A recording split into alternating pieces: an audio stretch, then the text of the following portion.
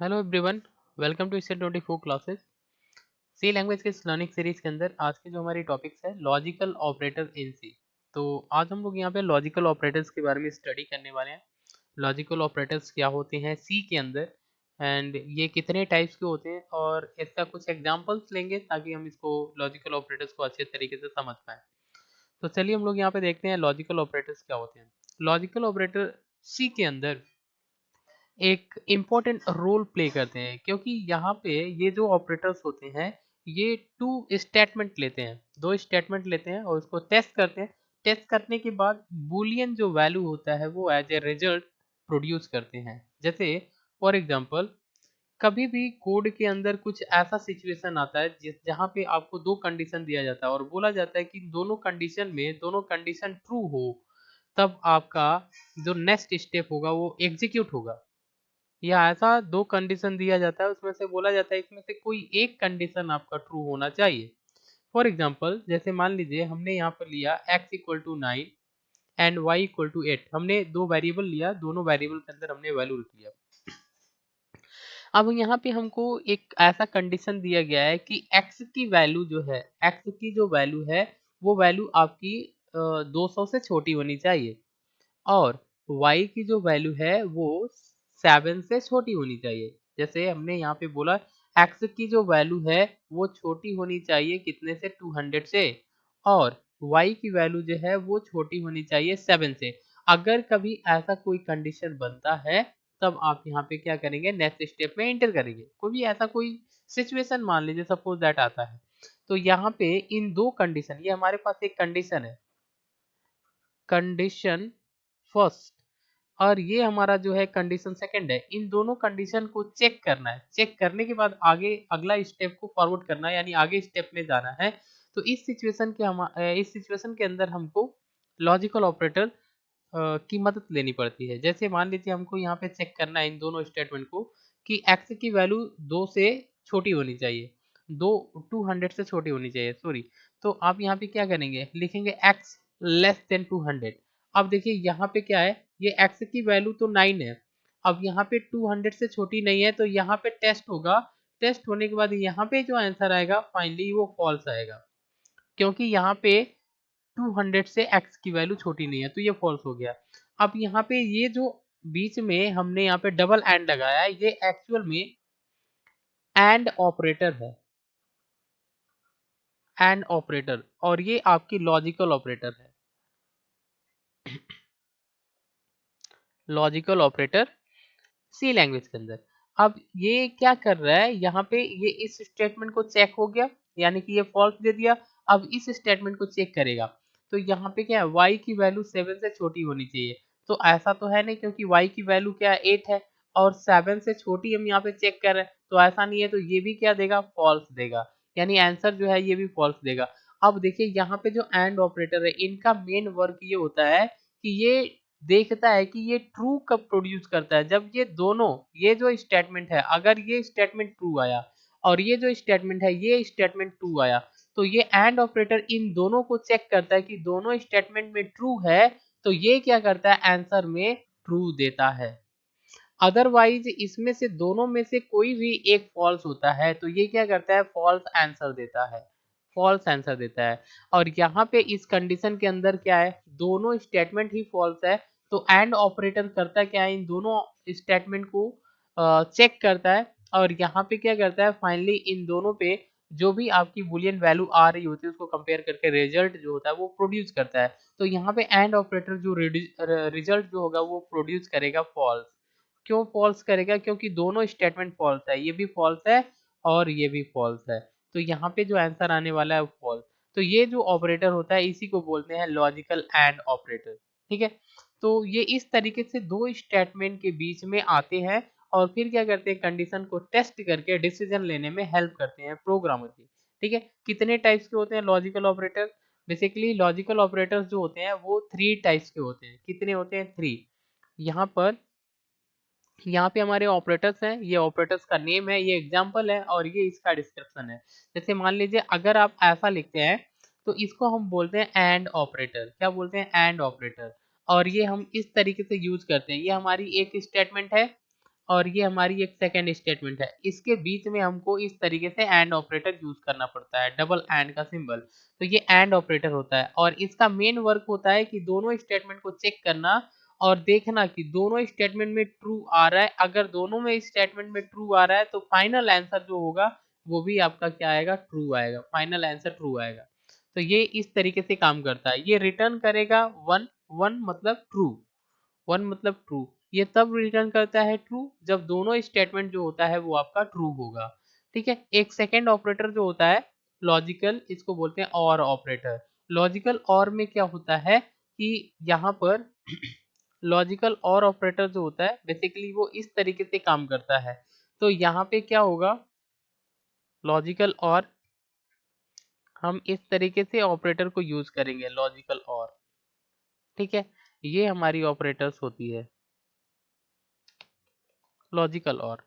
अब यहाँ पे देखिए लॉजिकल और का जो मेन वर्क होता है वो क्या करता है, यहाँ पे दी गई जो स्टेटमेंट है और यहाँ पे जो दी गई स्टेटमेंट है, इन दोनों स्टेटमेंट को कंपेयर करना, चेक करना और यहाँ पर आंसर जो होगा वो चेक करके प्रोड्यूस करता है। तो यहाँ पे ये क्या करता है, और ऑपरेटर जो है वो वन रिटर्न तब करेगा जब इन दोनों स्टेटमेंट में से कोई भी एक स्टेटमेंट ट्रू हो गया तो वन रिटर्न करेगा। जैसे मान लीजिए यहाँ पे हमने लिखा a लेस देन 3 और a लेस देन 16। अब यहाँ पे देखिए a की वैल्यू, सपोज दैट अगर हमने क्या किया, सपोज दैट हमने a की वैल्यू यहाँ पे रख दिया है 2, यहाँ पे 2 रख दिया, तो होगा क्या, यहाँ पे जो वैल्यू है a की वैल्यू 3 से छोटी होनी चाहिए, तो बिल्कुल सही है, यहाँ पे ट्रू हो गया। और यहाँ 16 से छोटी होनी चाहिए, यहाँ भी ट्रू हो गया। तो अगर ये दोनों स्टेटमेंट ट्रू है तो ये और ऑपरेटर ट्रू ट्रू जो है वो फाइनल आंसर प्रोड्यूस करेगा। लेकिन कभी ऐसा होता है कि a के अंदर जो वैल्यू हमने मान लीजिए यहाँ पे 15 रख दिया, तो क्या होगा, यहाँ पे जो कंडीशन है a लेस देन 3, तो ऐसा नहीं, ये तो फॉल्स हो गया, यहाँ पे फॉल्स, लेकिन बट यहाँ पे क्या हो गया, ट्रू हो गया। तो इसमें से कोई एक भी स्टेटमेंट अगर ट्रू है तो ये क्या करता है, वन प्रोड्यूस करता है एज ए रिजल्ट, या यहाँ पर ट्रू जो होगा इसका आंसर आएगा। क्लियर। इस तरीके से हमारा लॉजिकल और ऑपरेटर जो होता है वो वर्क करता है। अब एक आपका जो होता है इसमें हम इसको बोलते हैं लॉजिकल नॉट, एंड और नॉट। ये नॉट ऑपरेटर है, जो ये सिंबल होता है ये नॉट ऑपरेटर का होता है।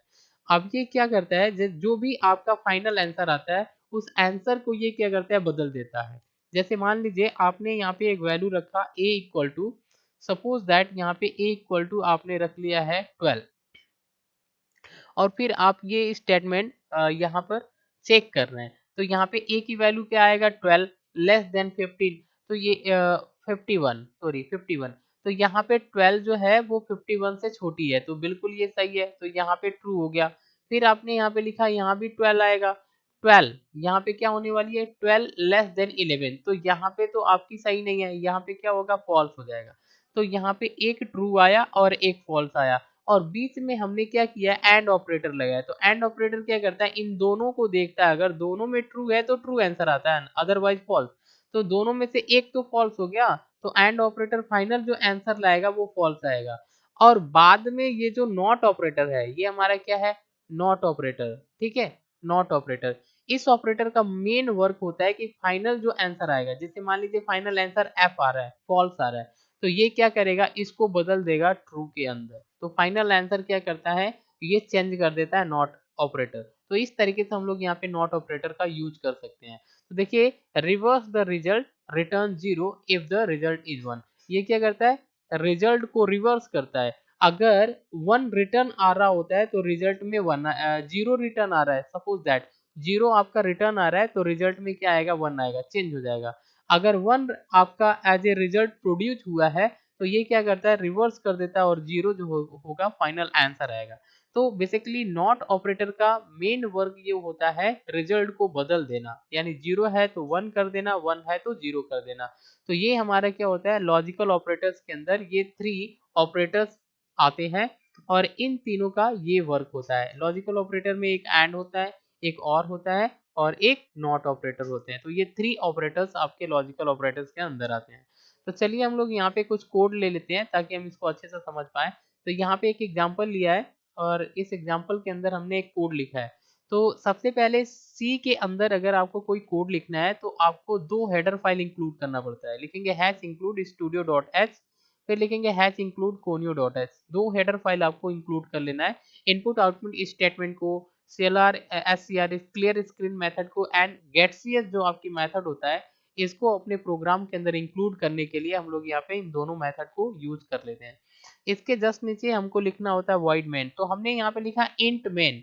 अब यहाँ पे इसका लिखने का क्या मतलब है, हमने लिखा इंट मेन लिखा और ये मेथड। अब यहाँ पे क्या है, ये मेन हमारे मेथड है, मेन मेथड है, ठीक है। अब बट ये जो हमारी है ये रिटर्न टाइप है, रिटर्न टाइप। अब इसका क्या, इसका मेन वर्क क्या होता है कि ये जो मेन फंक्शन है, जैसे ये मेन फंक्शन है, जब इस फंक्शन के अंदर वर्क हो जाएगा तो ये मेन मेथड क्या मांगता है, एक रिटर्न मांगता है, integer value as a return मांगेगा, क्योंकि यहाँ पे जो डाटा टाइप इंट है तो ये रिटर्न मांगेगा, ये रिटर्न टाइप है तो ये फंक्शन रिटर्न मांगेगा एज ए इंटीजर वैल्यू। अगर आप रिटर्न नहीं कराना चाहेंगे तो क्या करेंगे, रिटर्न में आपको यहाँ पर इस तरीके से 0 देना पड़ता है, ठीक है, जब आप कुछ नहीं रिटर्न करा रहे होते हैं तो चलिए हमने क्या किया, इंट मेन एक मेथड लगा लिया। अब इस मेथड को कर्ली ब्रैकेट से ओपन किया, इसमें हमने लिखा इंट एक्स, एक्स नाम का एक वेरिएबल बना है इंटीजर टाइप का, जिसके अंदर 5 हमने स्टोर कर लिया है, यानी एक्स के अंदर 5 स्टोर कर लिया, लास्ट में सेमीकोलन। फिर लिखेंगे एंट वाई इक्वल टू 3, तो वाई के अंदर हमने क्या किया, 3 स्टोर कर लिया, एक्स में 5 एंड वाई के अंदर 3। अब हम यहाँ पे प्रिंट कर रहे हैं तो हमने लिखा प्रिंट परसेंट डी। तो जहां पे हम परसेंट डी जहां पर लिखेंगे रिजल्ट हमारा यही आएगा, रिजल्ट हमारा यहीं पे आने वाला है। तो हमने लिखा percent D slash N new line के लिए डबल कोटेशन क्लोज। अब हम यहाँ पे एक स्टेटमेंट लगा रहे हैं और ये हमारा लॉजिकल ऑपरेटर है, लॉजिकल, ये क्या है, logical and operator, logical and operator.